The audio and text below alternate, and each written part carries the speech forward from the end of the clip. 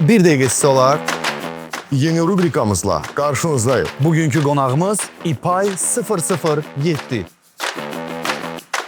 60 saniye başla. İlk baxışdan sakit görünür. Amma önüsə deyir ki, bu heç də klassik sedan deyil. Bizə ən çox verilən sual elektrikdir.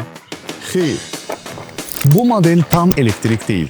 Ardıcıl tipli hibrid texnologiyadır. Gündəlik sürüşdə əsasən elektriklə gedir. Lazım olanda isə generator qoşularaq məsafəni uzadır. 200 kilometrə qədər tam elektriklə gedir. Daha sonra generatorun dəstəyi ilə ümumi sürüş 1200 kilometrə qədər qalxır. 15.6 düymlük ekran, 19 dinamikli Vanos Premium ses sistemi. Həm idarə etmə rahatdır, həm də musiqi salonu tam doldurur. 50 voltluq simsiz şarj, telefonu qoydun və salam. Yanacaq sərfiyyatı da maraqlıdır. Qarışıq rejimdə təxminən 4 litrə qədər. Panoramik şüşə böyükdür. Bu da salonu daha geniş hissettirir. 540 dərəcə kamera, şəffaf şassi park etmə problemini rahatlaşdırır. Premium seri olan İpay 007 əsl komfort təqdim edir. Və bir dəqiqə bitdi. Növbəti modeldə Yenə bir dəqiqəsi olar.